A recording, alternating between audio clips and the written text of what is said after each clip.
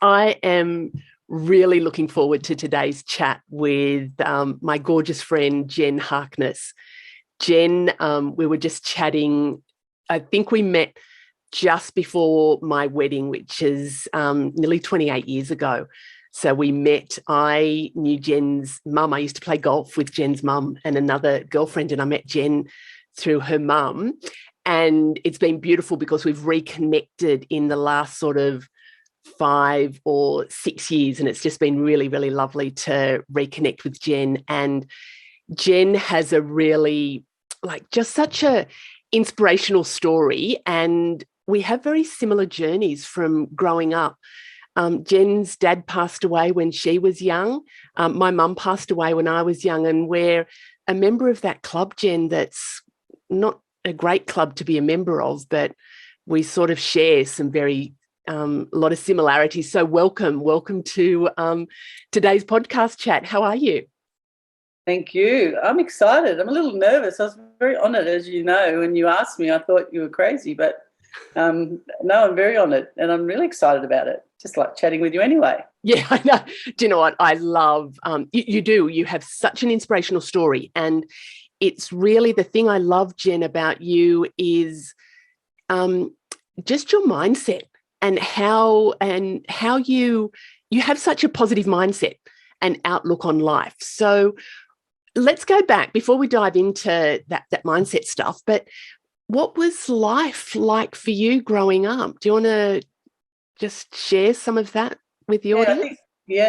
Life for me was fantastic. As a child, as a small child, I have all those memories of sitting on my dad's lap, driving the car down the street, and as you did, yes. Children, they could have a steering wheel. My dad used to come home from work, and my mum used to tell me he was very tired. It wasn't until I got older to realise that he was maybe had a few white beers before he came home. Oh, okay. And my mum and dad, would sneak up the corridor. They had 3 kids, would sneak up the hallway for a bit of a cuddle, and I would pop along as a 5-year-old and jump up on his arm. And my mother used to say it drove her nuts because I was always, wherever my father was, I was. Oh. And my grandmother used to laugh because as a 3-year-old, he'd come home from work, and he was a construction worker, and he'd come home dirty, and he'd sit beside the fridge. And if there was leftover lamb or something in the fridge, he would sit there and have that cut it up and have it as a snack. And my grandmother used to laugh and say, I'd hear the car, and I'd run into the kitchen and sit beside the fridge because I knew he was going to be there for the snack. So from 0 to 9, my life was very normal. We lived by the coast and we went to the beach, and my mum and dad were very normal people. And then one morning, when I was 9, that world just changed. We were visiting relatives, and as we left, I remember seeing these men coming across the road, and I thought, this is an odd place for these people to be. They were friends of my father's, and they just said to my mother, basically, Danny's gone. Oh, and that was the moment the world just, and we got put in a car and taken. I don't even know where my siblings were, to be honest. I can't remember, but I don't think my brother was there. My sister must have been. And that was sort of like the darkest day of my life, and it was very confusing. 1970s. Yeah. It's like it was the day that my world changed. Yeah. The safety, the security, and all of those things. And it was the day, I didn't even know the funeral was on. I think my brother and sister went to school the day of my father's funeral. Yeah. And it wasn't anything my mother had any control over. She was 34. She'd just lost the love of her life, and she had 3 children in the 70s to raise. It was not, everybody took over for the better of everybody else. And I was sort of the oldest, so I was kind of told to look after the other kids. And so life changed, and I became I was very sad, and very angry. As I got older, I got very angry because I thought, no one ever listened, and everybody was my dad's best friend. My dad had a huge personality and was a very well-liked man, and everybody was his best friend, and everybody was looking out for me. He would, and I'm thinking, my father would never have asked you to look out for me, like, who do you think you are, sort of thing. And he was my world. My mother was an incredibly strong woman, and I think, if you think the universe picks people for a reason, they were brought together for a reason, not the greatest reason, obviously, but my mother was an incredibly resourceful woman. She had to go back to work, and my mother and father had a really lovely, even though it wasn't a long relationship, they met in New Zealand. He was a garbage truck driver. it was over there, and she was waitressing, and, I think when she met him, she said he'd had his head shaved because, he had maggots in it or something very attractive. But she fell in love with him. But he wrote poems. My father was a rigger and a crane driver, and he used to write my mother poems. Oh, how beautiful, Jen. Because she lived in Sydney. And so they had this, she was the love of her life. And so her life changed too. And I think as a child, I didn't see her life was affected. I saw my life was affected. But, she had 3 kids to raise on her own. She's done an amazing job because we're all amazing kids. But she was a very strong, determined woman. And her and I battled for a long time because of the strength she had and the strength that I had. And she was probably tired anyway. But I was an angry teenager, and it was, that anger with me stuck around for a long time, I think. What did you – do you know what? That's almost like we could have been twins growing up, because when my mum passed away, it was just kind of like she's gone, and it was never explained as to really what that meant. And there was no counselling. So what year? For me, that was 1978. 75, I think. Yeah. So there was no counselling. There was just that get on with life. And I'm like you, Jen, too, very strong, very independent, but God, I was angry. I didn't even know. I didn't even have a label. I didn't realise I was so angry until, quite some years afterwards. It was just harbouring all this emotion. So yeah, and I think as a girl losing her dad, like the emphasis, I had a brother, and the emphasis was very much about him losing his dad. And I think, and this is again no criticism of the people of the time. It was they didn't know any better. But it was all important that the boy lost his dad, but the girl lost her protector. Yes. And I have another sister. My sister doesn't have a memory of my father because she was too little, but we lost our protector. Yes. So we lost the guy that was going to kick the boys up the bum if they came and picked on us. That was our safety net, I guess. Yes, yes. Yeah. And so, we lost that. We also lost that interaction with how to actually interact with a man, like how to form those relationships, which later in life affected me greatly because I never had that confidence. Yeah. And I'd never grown up with a man in my house except an annoying younger brother, who didn't become a man until much later in life when I liked him. So not that I didn't like him, but, that sibling stuff. That's interesting, actually. That's really interesting about losing the male role model in your family and the flow-on effects. For me, losing the female role model and those flow-on effects as well. So it's interesting, isn't it, about how that sort of shapes us as even into our adult years. My main role model was my mother, who was an incredibly strong. Yeah, she is. And as you know my mother. But she's an incredibly strong woman, and she's 81 now, and she's still that strong role model to next generation. She does not miss one of my granddaughter's swimming lessons, who's 7 months old. She's there every week to watch that. She's just an incredibly strong she woman. is. Yes. She wasn't quite as good as golf as me. I used to enjoy I don't think she would argue that point. We were all terrible, but God, we had fun. Argue that point. I remember growing up, there were years when I was about 32, my mother apologised to us for not giving us the life that we should have had. Oh. And we all looked at her as if to say, do you need to be certified? Like, are you crazy? When we moved to Canberra, we were the only people we knew had a single income. We had a 2-story house and a swimming pool. We thought we'd hit jackpot. We had no idea. Wow. We didn't know. We never were hungry. No. My mother's always been house proud. We always had a beautiful home. Yes, yeah. We always had food on the table. She said, do you remember when the fridge broke and we were living out of an esky? We were teenagers. No. What notice would we have taken? We had no idea. Wow. When I think back at the strength that she must have had, there's lots of times where I pulled from that I've needed to pull from that in my own life, moving forward, to think she got through so much without help. There was no... Because it was a very different time, wasn't it? Very different time. And she was determined to stay at home. My sister was 14, I think, before my mother went back to work full time. Wow. So that was 10 years she did, she battled, and she really struggled with going back to work full time. She felt like that was not the right thing to do, but it was the right thing for her to do, and I'm glad she did for her because it set her up. Now she's comfortable in her retirement. Yes. Yeah. Now she's having a good time in her retirement, and she's still enjoying life. And I think that she retired and then went back to work until she was 78. Oh, good on her.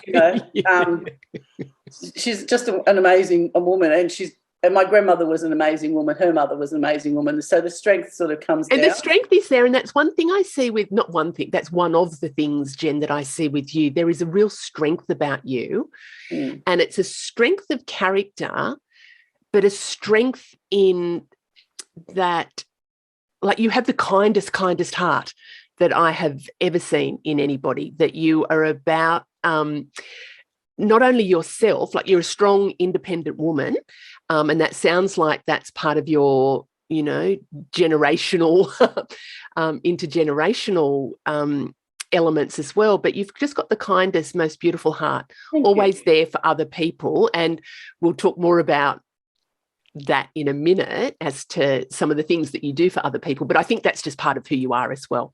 You know, and I had a really changing moment. So back in the day, back in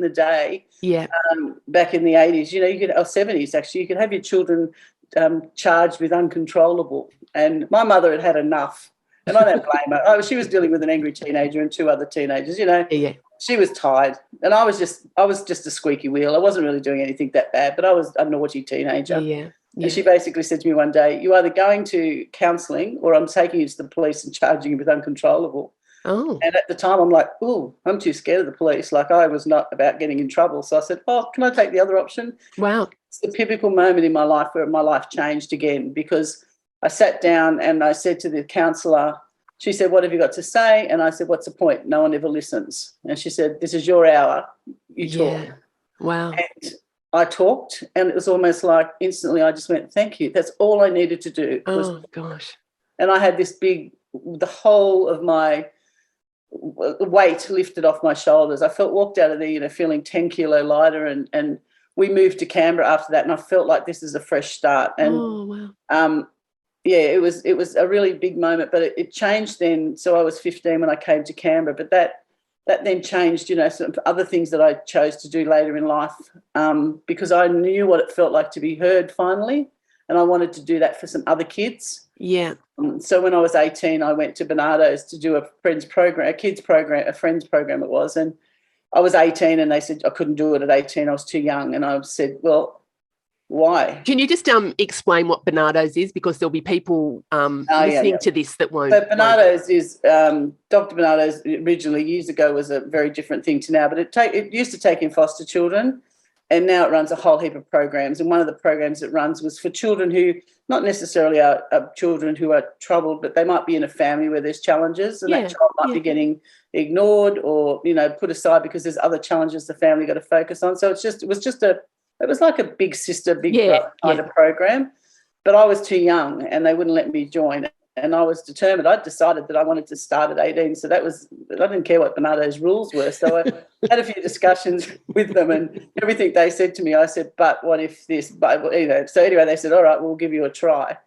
So I was given a 9-year-old, which is ironic because that was exactly the age. My father died. Wow. And I was given a 9-year-old boy at the time, and that relationship lasted for 10 years. I mean, I don't see him now. He'd be in his late 40s, but that was his journey in life, and I didn't need him to come back into my life to tell me thank you. I just know thank you for me was that he's married in a relationship. He's got 4 kids. He's a good dad. That was my reward. Yeah, beautiful. Yeah, and I did it again one other time for another child, and again she was 9. It was just ironic. That is very ironic. And she is still in my life now. She's now 24 and very much part of my life. So that was kind of because I knew what it felt like to be heard. You know, it's a powerful thing for a child to be finally heard. And you know, I'm very conscious. I've got 2 daughters, and I'm very conscious of hearing what they've got to say because it's so empowering. It's amazing. Isn't that something I'm thinking about my sort of trajectory in life as well, and almost, you know, having been through challenging, traumatic moments, they do shape and define you, even though we sort of say don't be defined by your past, but it's defined me, who I am and how I choose to live life. You know, I was like you, I was angry. Man, I was angry, but then I decided that's not how I want to live life anymore. And a very defining moment for me was about just going, I can either live in this doom and gloom and continue to, just hate on the world and hate on myself, or I can actually change the way I think about things and do things differently. And just looking back, that for me, that was probably in my mid-20s, in all honesty, that I really went, you know what, I want things to be different. Not happy with how it's going at the moment. So I was very, very conscious there, and very conscious around others who have, had shitty things happen in life, and how to sort of sprinkle a little bit of that, helping them to feel good about themselves and the lives that they're living.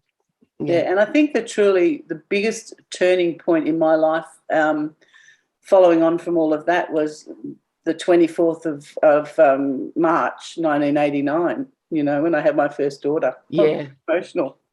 Because that was like, there is no pure, well, I found out there is more pure love than that when you have a grandchild, but at the time that was just like amazing, this fresh child. And then, I had another daughter 3 years later, and they would be the two, in my mind, the two things that were the greatest things that ever happened to me. Yeah. Yeah, it was wonderful. Yeah. So you're a grandma now? I am a grandmother. She's the most gorgeous grandchild, and I feel for other people who have children because mine's the greatest. Yeah, that's Funny, every conversation I have, the grandparents tell me the same thing, but they haven't seen mine yet. No, it's just a delight. But she's just like, she just brings love to everybody. Yes, everybody's that's beautiful. She's in the room and suddenly no one's got, they're not looking at their iPhones, they're looking at Charlie doing whatever, blowing bubbles, and she knows we're watching her. She's 7 months old. She knows. Yeah. Yeah, it's just beautiful. It's just children are just such a joyous thing, and she is just divine. Like, we all love her, and I can give her back when I'm tired. Yeah. Do you think it's appropriate, Jen, to put, because my kids don't have kids yet, do you think it's appropriate for me to kind of pressure them into just asking? No. Look, you know what? It's in case they're listening, kids. In case you're listening to this, you might have fur babies. Apparently, that's just as good. But yeah. And that is the thing. The world is changing, and I love the fact that people can choose not to do that. Oh, absolutely. And there's no pressure. Like, I love that. Please, before anybody writes in and tells me not to put pressure on them, I absolutely don't. I absolutely just there's in no case. pressure of just being what you want to do now. Like, if you don't choose to get married, you don't have to get married. No. Those definite things about a relationship or life now, it doesn't define how you're going to live your life. You're not losing if you don't get married, buy a house and have children. No. That about the world now, we're a bit more accepting, so that's good. So, Jen, do you think you're because I do see you as being very resilient, and you do have a positive outlook on life. Do you think where's that kind of come from? Has that come from, the traumatic events of your dad passing away, or is that just who you would have been anyway? Do you think? Well, my mother described me once as pig-headed. I didn't know what that meant. I thought she was telling me I had a head like a pig. So yeah. Anyway, that was. But I've always been stubborn. Like, I was a stubborn child. And so I think I had that in me anyway. Like, I think that strength was there anyway. Yeah. I was also the eldest, so that might have made a bit of a difference as well. But I don't know. I think the fight came from survival. I don't know. Like, I've watched my mother. I've watched my mother from the age of 9 being strong. And I think it just naturally happened. And then when I had to be strong myself, and, I had 2 children. I was married for 24 years. And, marriage is never perfect, but we had a lot of good years in that marriage. And when that ended, it kind of like I had to redefine who I was. So you always I think I've had a few moments in my life where I've had to decide who I was again. Okay. My girls were older then, and then suddenly I wasn't needing to be their mother. So suddenly I'm now me on my own again. Yeah. And who am I? Like, I'm no longer working for the family. I'm working for me. I'm no longer planning for the family. I'm planning for me. And I hadn't done that. Everything I've ever done was for the family. Every win was for the family. It was never my win. So I struggled for a little while with that. What were some of the things that you did, do you recall? Because there's a lot of women at various stages of life that would be looking for that same, to answer that same question, who am I? Like even me with the kids, having left Canberra and that empty nester, and it's like, who am I at that stage of my life? And things are, I'm still the same person, but I am showing up differently. So what were some of the things do you remember thinking about? Well, it was interesting because your friendship circles change too. Yes. Suddenly don't get invited to the dinners because you're no longer part of a couple. People don't want to take. It's a really weird. Look, I was really lucky at the time. I had a fantastic job that I really loved, and the people I was working with were people from the Pacific, and they were really humbling and grateful and just beautiful people. And I think I was incredibly lucky at that stage because I would drive to work with people in the back of the car, and I put a guitar in the back of the car, and we'd sing to work. It was how beautiful. Yeah, and I had that interaction with people that were just really humble. Who I don't know, I got so much from it. But I studied for 2 years, and then every now and then I'd have a moment, and I'd put Adele on, and I'd bring a girlfriend and say, "I'm listening to Adele," and she'd say, "Step away, step away from Adele." It was a struggle. It was really hard because the girls were getting older. They had their lives, and I didn't want to be a problem to them. I didn't want them to feel like they had to come and, be with mum every week because she didn't know what to do. But eventually I just got on with life. I just kind of figured I had to get on with life. I had some really lovely friends, and I had friends in the same situation, and we kind of just, all experimented and with life again, and then I just kind of got to a point where I enjoyed that freedom of not having to be committed to being home after work. I could go wherever I wanted. I could plan whatever I wanted to do, mainly no further than, 5-mile radius because I didn't have the money to do it because I was also learning to live on a new budget because I'd gone from 2 to 1 and a mortgage and all that stuff. So it was a massive change. But I've always, money's never been a driving force in my life. I've had money and I've had no money, and it doesn't matter. Yeah. Always gotten through, and I look back and I think, well, that was 13 years ago. 13 years ago, if you'd have told me that I'd still be doing what I'm doing, I'd say, you're mad, like there's no way in the world. So I had to redefine, I had to find a new life, and, then things just sort of happened. I was lucky enough to get a gig overseas and go and work overseas for 2 years, and that was a new chapter of my life. Then I was, I could be me, free from everything. Almost starting from afresh again. Like you said, when you moved to Canberra, that was an opportunity to start afresh, and then at the redefining yourself and having that opportunity to live overseas is that almost that renewal, that renewal process. Yeah. And I'd got to achieve something that I'd been wanting to achieve. My father was a diver. He used to go lobster diving. And so I took up diving, and I absolutely became obsessed with it. It became, if people talk about how they get out of the bed in the morning and meditate or, do whatever their routines are, my routine was the weekend was diving. That was my meditation. That was my Zen moment, if you want to call it. That was just the most peaceful environment I could be in. And I did a lot of that for 12 months. I dived a lot. That's do you know what? That's really interesting when you say that Zen moment.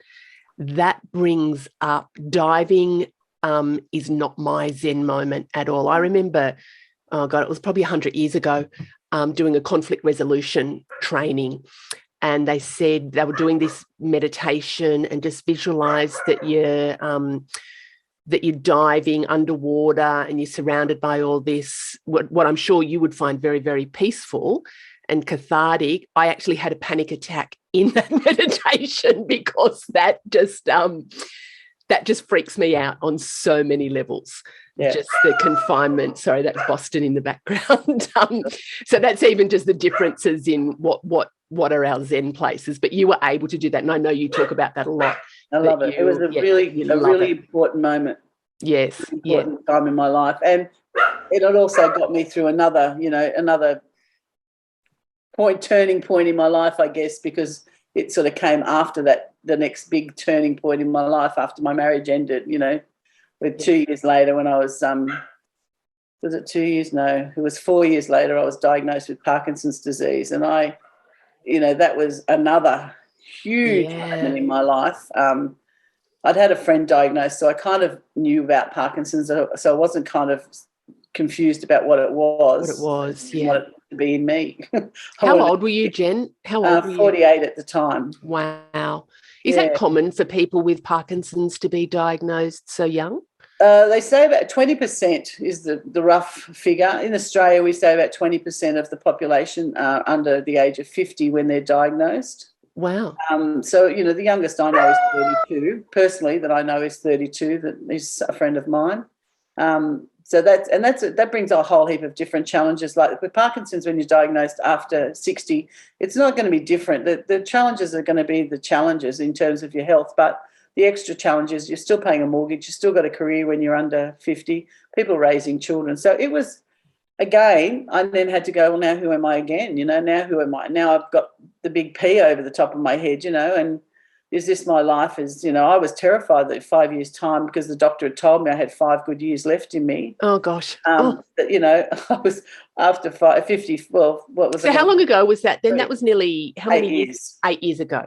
Okay, Yeah, so the doctor's saying you've got 5 good years. Yeah, so 53, I had myself pictured in a, mobile thing in a nursing home, because I live alone and I was not going to do that. Like, it was terrifying. And, I've thought this was awful. I've since learned you do not let people define no time limit. I think there's been studies into that where doctors have said the prognosis is, 6 months, 12 months, that people have actually, that have listened to that, they've allowed that to get into their whole psyche and being. Maybe that's another conversation for another day, but that's not cool. And it's time wasting. So yes, yeah. From my experience of being diagnosed with Parkinson's, I just was angry about the fact that there was nowhere to go. Nobody told you what to do. They just said, go. I mean, I can remember standing at the register, at the counter when I got diagnosed. Mind you, I'd already had a go at the doctor for smiling when he told me I had Parkinson's. I said to him, in future, when you're going to diagnose someone, do you think you could wipe the smirk off your face? I was so angry with him. And he also had a really awful haircut. He was lucky I didn't tell him that. Terrible haircut for a man with so much money. Anyway, I wanted to tell him, but I just told him about smirking. I thought, that's terrible. Yeah. And then when I walked out, I'm standing at the counter waiting to pay, and they're taking my card off me and tapping and giving me receipts, and I'm blubbering. Not even an offer of a tissue. Not sit down. Do you want a glass of water? And nothing. And it was just such a horrific experience. But like I said, I had a friend who'd been there down that road with 4 years before, and I'd done a lot of reading on her behalf, so I kind of knew what it was. Did you know that what were the symptoms? It really basic stuff. I had a frozen shoulder for a long time. I was being treated at the chiropractor, and then I had a twitching thumb, and then I had a twitching finger, and then I had a twitching muscle in my forearm, and then it just became a tremor. And then it went to my leg, and fatigue, huge fatigue. But that's not always the case, because not everyone gets a tremor. So no, when you get a tremor, it's much easier to diagnose, because doctors will be looking for it. When you don't have a tremor and you're young, it takes years for a lot of people. Because there's a lot of the symptoms that could be other things as well. And they don't want to just say, put you down that road straight away. But I had a tremor in my left arm and I had a tremor in my left leg, and that was a fair. And as soon as I started medication, that all sort of went away. So that was that's one of the indicators. If the medication works, then because it's when you're diagnosed with Parkinson's, dopamine is the thing that controls everything in your body, in your brain, and your movements, your cognitive stuff, every system in your body that you can think of. It's controlled by the dopamine in your brain and how your brain functions. And by the time you're diagnosed, they believe you've lost about 86% of your dopamine. Wow. Yeah, so naturally over time we lose dopamine. That's not uncommon, right? So by the time we're older, we will lose it, but with Parkinson's, you lose it much quicker, and it affects everything. So, so I had this wonderful, Michael J. Fox was the only person that everyone knew had Parkinson's. And he wrote something that I thought was really interesting about Parkinson's. He said two things that I kind of grabbed onto. And then I had this like poem-y affirmation thing that I found, and I posted it on my mirror from day one as I walked out the door. I've still got it on my bathroom mirror. I don't read it. I just have to see the colour of the paper and I know what it means. But I live it now, so I don't need to read it, but it's still there if I live it. And basically he said two things. One was acceptance. The sooner you accept something, the quicker you get on with things. And acceptance doesn't mean you like it. No. It frees you to live your life. And I went, he said words like that. That's how I translate it now. And I went, powerful, because that's exactly what I did. About 5 days after I went back overseas after being diagnosed, I was walking on a walking track crying, thinking my life's got to be over. And then I remember getting to one corner and just said to myself, you've got to be kidding. You have not got time for this crying. Get on with it. And I stopped. And that was the last time I felt sad about having it. And I accepted that I had it. I didn't like it. I still wasn't ready for the progression or seeing other people who'd progressed a long way, but I'd accepted I had it. And that gave me the freedom to then live my life and I use humour for everything. So, that was really great. And I allowed people around me, I said to sort of people around me that they had permission to use humour with me as well. And at first they'd say, oh, is that appropriate? And I'd say, yes, I've told you to do it. One friend gave me a mouse pad that said, ready, steady, shake, ready, steady, shake. My daughter gave me a shaky Easter egg, And you know what I think too there, Jen, it's about normalizing something and not hiding it. I think that is so incredibly powerful about acceptance. So with the diagnosis that you were given, doesn't mean you like it, but you've accepted it. Yep. And for me, that is I'm studying spiritual psychology at the moment. And that is one of the foundational, the principles of spiritual psychology is acceptance. Yeah. To accept what is doesn't mean you have to like it, but when you accept and allow, and then you then say, well, how am I going to move on with this? Because when there's that resistance, it causes a whole lot of either internal stuff going on, or it manifests in just a whole range of shitty ways as well. Yeah. So I think that's really powerful to hear that. And I think it's also really powerful to hear about normalizing it. It's part of your life. You have never hidden that. You've been very, very open, and it's not a woe is me, but you're very real about it. And I love that, because it's also educating other people. So, for our own health, but also about how to navigate that with other people as well. Yeah. And the second thing that Michael J. Fox said, we have no choice about the fact that we have Parkinson's. Now, you can take Parkinson's out of that and put that anything. You have no choice about whether you have whatever. Yep. A blank, but you have a million choices about how you choose to deal with it. Yep. And that leading on from the acceptance part and that next part, that was kind of the next thing I lived by. And then the third part of it was this thing I had on my wall that says, basically, if you believe it's permanent, it will be. If you believe you're sick, it will be. If you believe nothing will ever get better, it will never get better. Yeah. And so it's about that language that you use. I never refer to myself as suffering with Parkinson's. Perfect. A lot of people say, everyone's suffering with Parkinson's. Not everyone's suffering with Parkinson's. And even people who are suffering with Parkinson's still want to live with Parkinson's. Yes. And suffering is such a negative word. And I know people suffer, don't get me wrong. I know it and I see it, and it's frustrating, and it rips people down that are strong, able people. It cripples people. But if we use that language ourselves, I've done interviews where, they've wanted to film me tying up my shoelaces. I know why, because they want people to see that tremor. That's okay. Whatever it takes, this is how I feel about it. Whatever it takes to get that message across. I'm never going to stand there and be offended if someone uses the wrong word. I just choose not to use the word suffer. Yeah. I think the minute I suffer, I do not, I've got Parkinson's disease. It's a weird thing for me because I don't feel ill. Yeah. I'm not ill. I'm not sick. So I don't feel. Is that what they refer to? Do they say you've got Parkinson's disease or you've got Parkinson's disease? Parkinson's disease. So dis-ease. Yeah. Dis-ease. So when you say disease to someone, that's a sickness, that's an illness. And yes, it is, but I just don't just don't see it that way. Yeah, sure. And I think that's when you were saying there about you being mindful of the language that you use.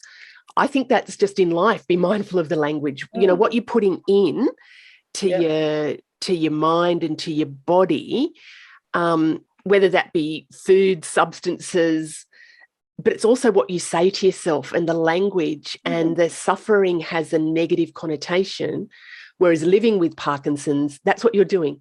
You're living, you're not denying, you're not saying you don't have it. Whereas I know a lot of people with health challenges, they go into that denial. You know, I don't want to judge people, but I think that acceptance, acknowledgement, but then, like you said before, you've got the choices. You don't have the choice whether you have it, but you have the choices in how you manage that. Yeah. You know, both you and I, we lost parents when we were young. We had no choice in that, but we actually had a choice in how we managed it, whether we consciously knew that at the time or not. But a really powerful message for people is whatever's happening in life, it's about how you manage what's happening in life. And you also said, you know, you had your 5-minute pity party, but then you went, you know what, this is not serving you. So you choose to move on from that. And I think that's really healthy as well. And it doesn't mean that I don't have days. It doesn't mean. Yeah, I was going to ask that. You know, I have days where I have extreme pain. Then I know like I modify my meds, and that's good. But I don't let that define me. But I get down and then I get up again. And I've got some really lovely people that I can confide in, that I can trust. Yes. And that's where I will go with that. That's what I do. And and the reason I talk about me and what I went through is because, and when I was saying about that diagnosis thing, the thing that drives me now is that while I'm able to, I feel like I'm a good example. If someone was diagnosed with Parkinson's tomorrow, I would want to meet me. Yeah. Not because I'm fantastic, but not because of that. But because if I want to see what I'm going to look like in 8 years, this gives me hope. I've met a lady who was in her 70s who was still living a very productive life, and that gives me hope. Yeah. And I think it's not about avoiding the people that really do have issues living with Parkinson's, but you can't go down that road day one. Yeah. You can't. If the first person you met with Parkinson's was really, really in a bad way, where does that send your head? That gives your head no ability to kind of figure out and go, oh yeah, I've got a good life ahead of me, because you don't know enough about it. You don't know that it's not the same for everyone. You don't know that there's plenty of things you can do to help yourself. You don't know that there's support out there. You don't know that you can live a productive life, because you don't know anything about it until you've got it. So if you're gonna get it, like, I want people to find someone that they know, and that's the saddest part about it. There are so many people isolated. Yes. This is why I do what I do, is because the more I talk about it, the more it normalizes it. But it also means people can step forward and say, I need help, I need to talk to someone. I will have coffee with anyone, anytime, anywhere. I will take a phone call to discuss somebody, to talk to someone. I've had a person ring me on the bus back from Sydney wanting to talk because they've just been diagnosed with Parkinson's. And you've set up, Jen, you've got a Facebook group, don't you, for Parkinson's? You've set that up? Yeah. Yeah. So what I found was that there were people who had there was another page, and it was a great page, but it was a lot of people who were retired. Yes. And so the questions about how you live and work with Parkinson's, what's your rights in your workplace, how does your family, because it might not be about you living with Parkinson's, it might be about your family member who's living with you with Parkinson's and starting at work full time. So I set up a page basically for people who live and work, but it's turned into anything. I don't never return someone away. There's no tick box, if you're not working, get out of my page. Yeah. It's for anyone who feels they need that positive aspect. Look, and it's not a huge page. I never set it up to be. I didn't care if it had 200 people. I didn't care if it had 6,000 people.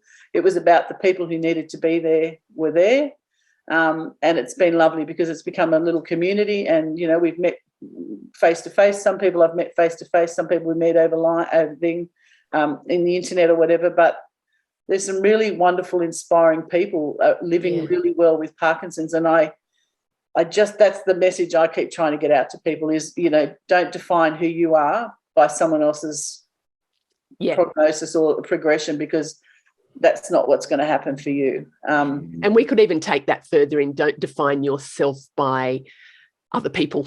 Yeah. Like whether, if we take it out, when you said before you could, we can just apply that to life.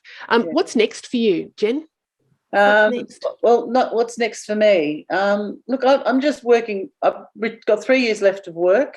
Then I want to make 60 to retire. Yeah.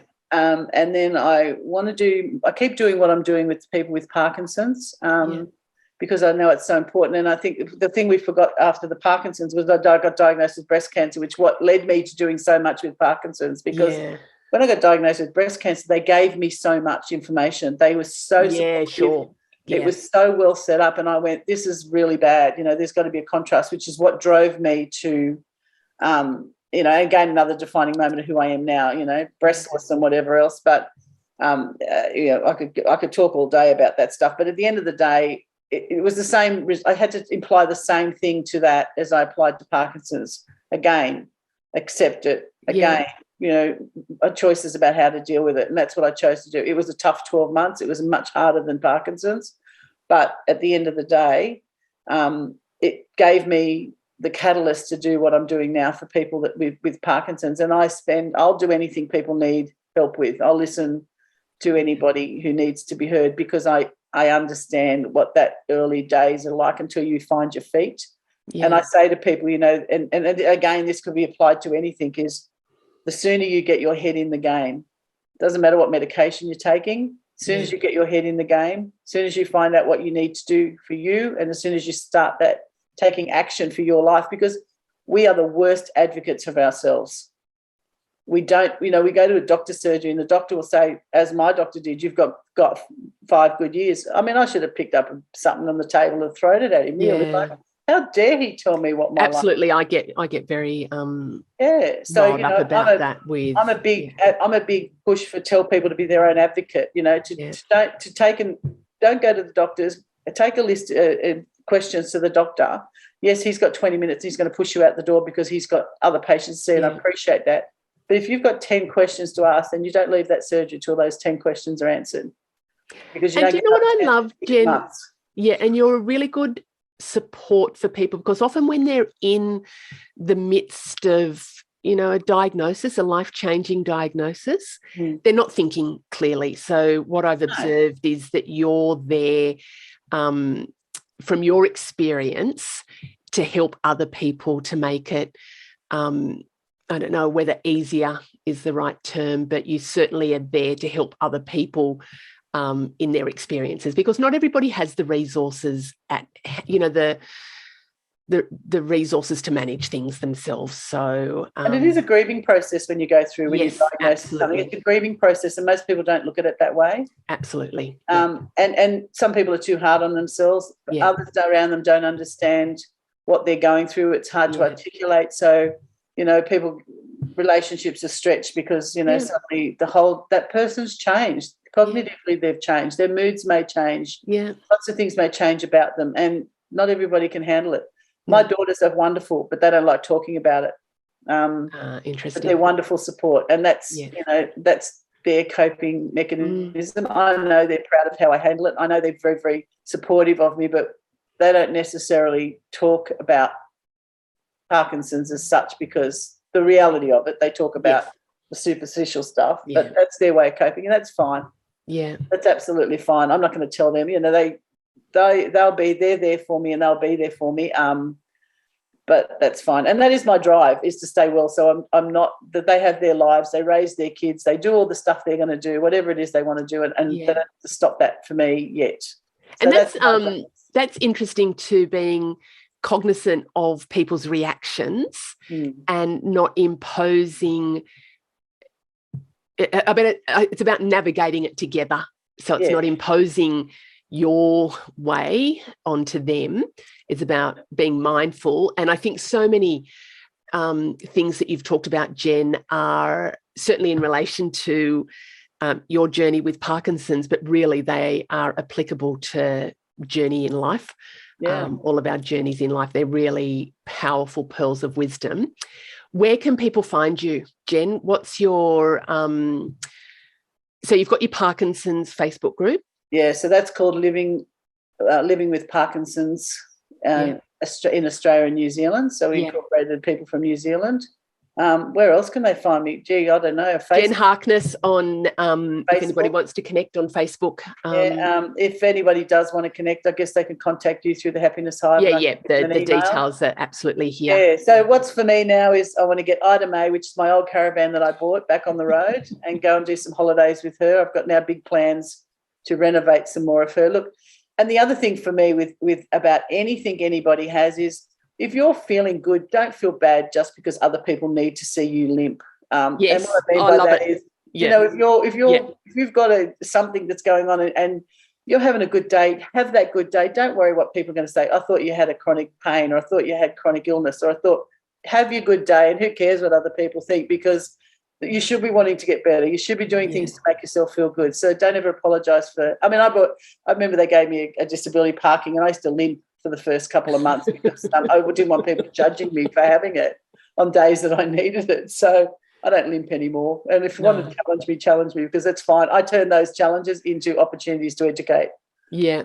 And I think also I see a lot of people dulling their own sparkle because not wanting to sort of shine too brightly for others. I think that's the same sort of message, isn't it, Jen, is to own who you are and own. Exactly. And the reverse of it too is we all have bad days as human beings. Parkinson's is part of who I am. I still get colds. Yes. I still limp because I sprained my ankle.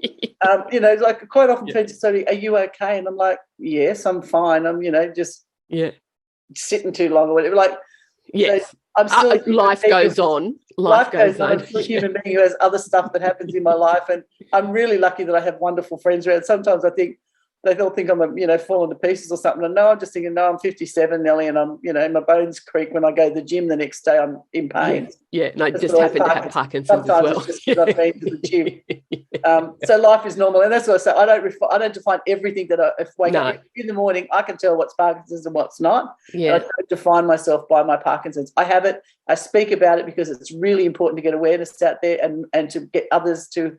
Because I'm really passionate about getting, and that's anything, that take Parkinson's out of anything. The sooner you get help, the better you get your head in the game. Life's about living.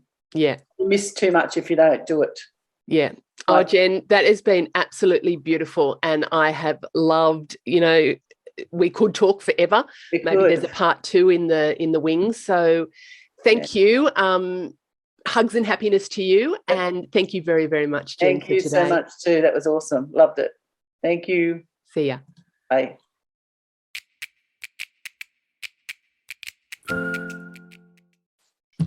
So here we are for the bonus goodness. We had gorgeous chat with Jen about just how she does life, but there's some other questions that I want to ask. Like, what sparks your joy? What sparks joy for you? You talked about family, your girls and your granddaughter. What else? And you're diving. Yeah. What other things?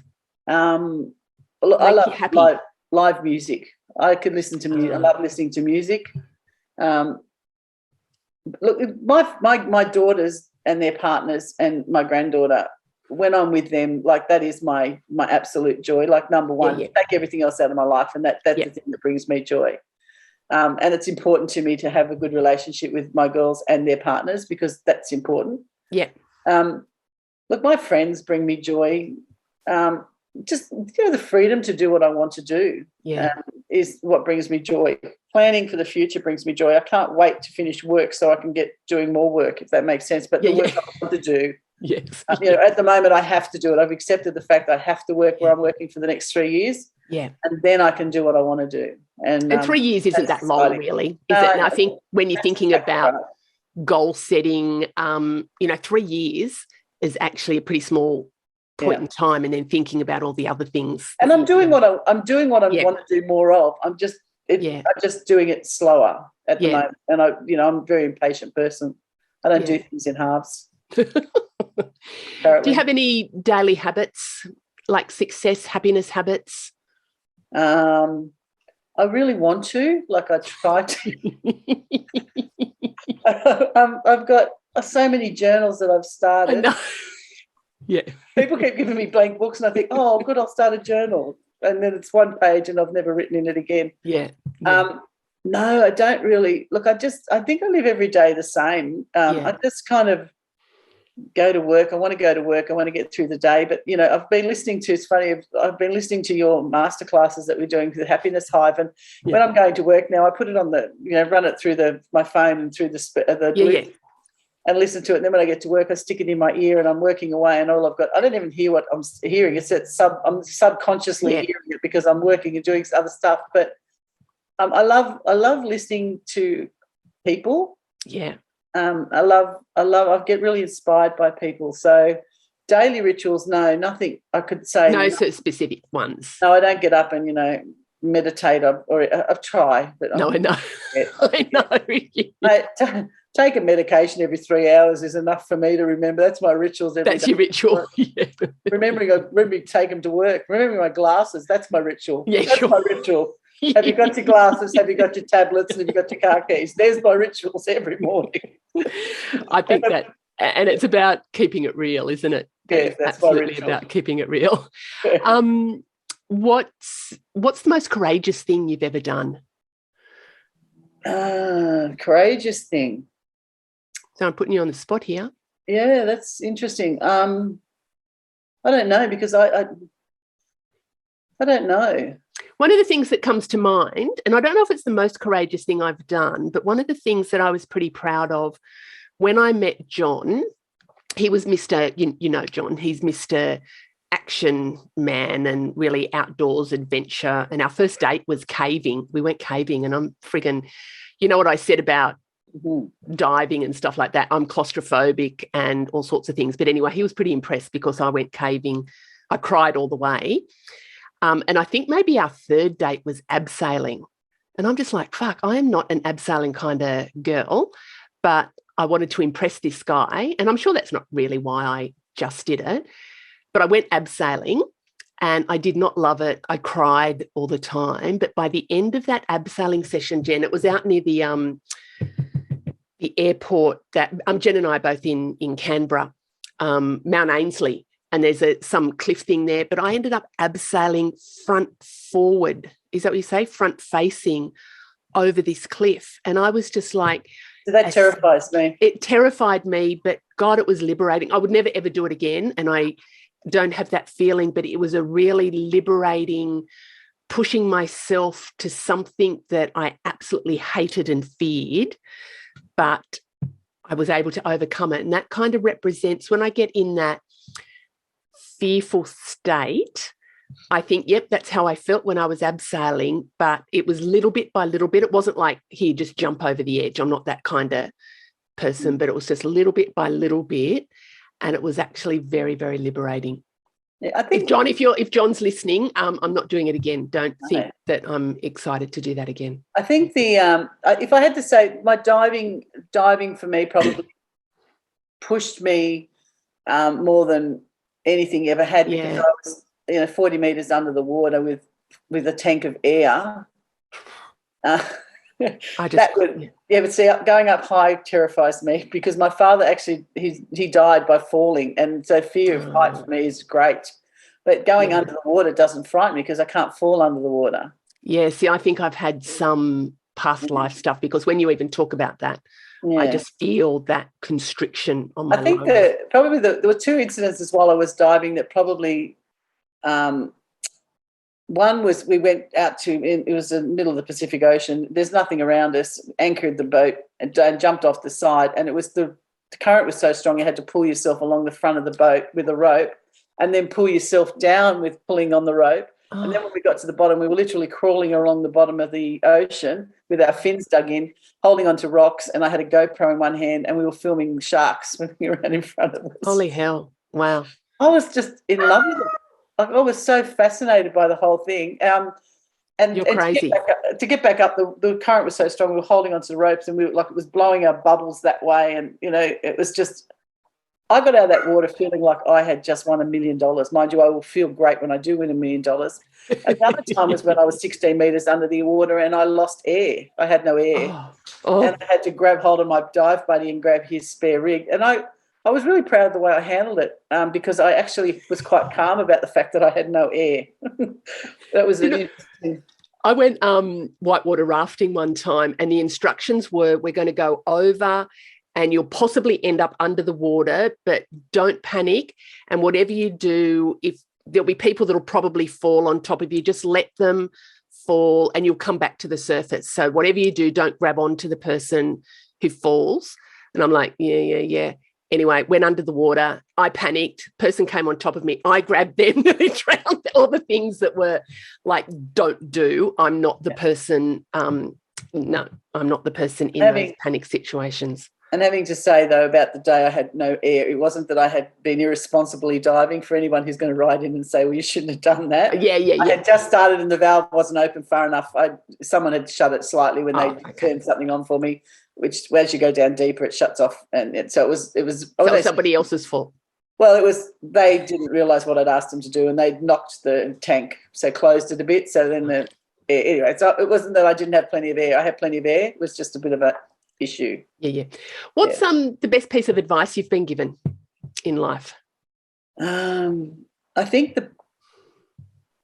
gee whiz, I don't know. My auntie gave me some advice, but I can't repeat it. No, you could. But it was we're on the goodness. We're on the bonus track. It was very wise advice. I don't know. I don't know I can't think of anyone that's given me anything in particular. But I think, in recent years that the advice about acceptance from that was not particularly to me. Yeah. Probably one of the best things, because that sort of come across in a lot of other things. Yeah, I think that's really powerful. I think that's I think actually another one, a bit of advice, was about respecting myself. Somebody recently told me that, and write down ways that you respect yourself. And I think out of that, I was able to come up with some advice for myself about setting boundaries in my life and things. So I don't know. I think there's lots of wisdom. Like I've heard lots. So I listen to people all the time, and I don't come to where I am from and even in this journey with the Parkinson's, if you want to call it a journey, because journeys are fun. I listen to other people, and I take on. I'm like a sponge with that, because I feel responsible when I'm going to repeat something. I've got to make sure I'm not just taking it from my point of view. Yeah. Because my point of view will be different to everybody, somebody else's point of view, somebody else's. So I'm very mindful of how I word things. So I take it with a lot of people. Yeah, I really love that, Jen, because as you're talking, it comes to mind when, I asked you that question, what's the best piece of advice you've been given? I find it challenging when people tell me or others what to do, because I think sometimes they don't get the gravitas of what comes with that, because they don't really know what's going on. But one piece of advice that has stuck with me, and I'm like you too, there's so many pearls of wisdom, even just through our chat, there's a lot of really beautiful pearls of wisdom that have come out of what you've been sharing. But John and I experienced pretty shitty business venture, and it was really like financially very, very devastating for us. And I remember somebody saying, Catherine, when you're going through shit, just keep going, whether it's just one step forward or big steps, just because the last thing you want to do is get stuck in shit. Yeah. And it just had this whole image for me, because, and I don't refer to what happened to us as being shit, but it was stressful and tough, and it was very, had a huge impact on so many things. But I just did little bit by little bit, just by keep moving forward, because I didn't want to get stuck in that situation forever. Yeah, I have theme songs. Yeah. I have theme songs. Yeah, nice. Yeah, I pick songs. Yes, I do too. There's a song for the time, and most of this is me. Yeah. Especially after I had my mastectomy, that This Is Me, Greatest Showman became my theme song. Sure, Haven't Seen the Last of Me, when I got Parkinson's, that was my theme song for a while. I pick a theme song and I'll listen to it 20 times a day. I'll drive to work pressing repeat. Yeah. It becomes my mantra kind of. Yeah, I also have the Adele song sometimes I have to turn off because it's the Woe Is Me song. I can't remember the name of the song, and this is my either my 57-year-old brain or my Parkinson's brain. But that song that starts with "I hope you always feel small, like beside the ocean." No. One door opens, one door closes, another opens. It's I'll find it for you and I'll send it to you. But it's a beautiful song, and that kind of because in the reality of life, it is really a small. Yeah, it's a small part of everything. We just everything that's happening to us. There's so much more in life. Parkinson's is not the biggest or the only thing that is about me. And what have you learned about yourself? What have you learned about yourself through life? I've learned that I am incredibly resilient, and I do have strength. I believe that I've got a lot of compassion. I've also learned that I'm probably harder on myself than I need to be, and I will tend to walk away from a situation than ever have anyone walk away from me. So I will. So I know that about myself. I'm trying really hard not to, because if I feel like there's something in my life that's not going right, I'll walk out of it. Yeah. And whether that's a test for other people to see if they'll walk in or not, I don't know. But I do tend to withdraw, and I work really hard on that. But I think I can fake it till I make it, and I can be having like just before I came on here, I was helping somebody with an application they were making to do with their Parkinson's and making their lives better, and I get a buzz from that. I actually get a real buzz and puts me on a high. I could be having the worst day, and I log into a Zoom thing to help people put in their applications for whatever they're applying for, and I just get a buzz. I get off there and I feel great, because that's what I feel like I'm here to do now. Yes, I think so too. That's what my purpose has become. And I didn't quite the little girl that I got, who was 9 when she was the second girl I got, she's 24 and still in my life, and that's my purpose is I'm not going to save the world. I don't think for any minute that I'm going to start a cult and everyone's got to follow me through the fields, but I can make a difference somewhere, and I think it's important to make that difference. If you've got to give back, give back. Like it's a really good. Not in everything in life is about you getting something. No, I see that. It's not about money either. It's not about money either. You're not happy with money. Yeah, I see that, Jen, with you, that your purpose is about helping to make a difference in the lives of others. And I know we've talked about it, and that you I know you do know you're making a difference. I think some days you might not realise how big a difference you are making. Because I don't think about it that way. I know. I don't sit down and think about, if I did that, how did that help? No, you just get and do it. People to come back. I mean, I've had recently somebody came onto my page. She sent me a private message and said they thanked me for helping them get their application in for something. And I said, can you please put that on the page? But you don't necessarily need to thank me. Can you say that you did it, because it'll encourage others to come forward and do it as well. Yeah. And so they went on, and then they actually linked me into the post, and I went, that's what I asked you to do. Like, it's not about me. Yeah. Grandiosing myself to say, I know, wonderful. It's not about that at all. I get really happy seeing other people have the best opportunity they can have in life in regards to this life we've now got to live. Yeah. And that's for their families, and and I want to show. I just want people to see that they've got potential to do that. Yeah. And so many don't believe they have. They think their life's over and they have to become a limper, and they don't have to limp. No, you're a wonderful. They can skip. Yeah, they can skip. Except if you've got knees like mine, then you don't skip anywhere. Yeah, that's good. Oh, Jen, thank you. This has just been a lovely little bit of added extra that we've done here. So thank you very much. And again, if people want to follow, and Jen's got her Facebook page for people with Parkinson's or people who families of, but it might not be for all of our listeners, but just even hearing this, you might be able to refer that on to somebody else who you just never know. You never know. So thank you so much, Jen, for that. You're welcome. Thank you. Love ya. Bye. You too. Bye.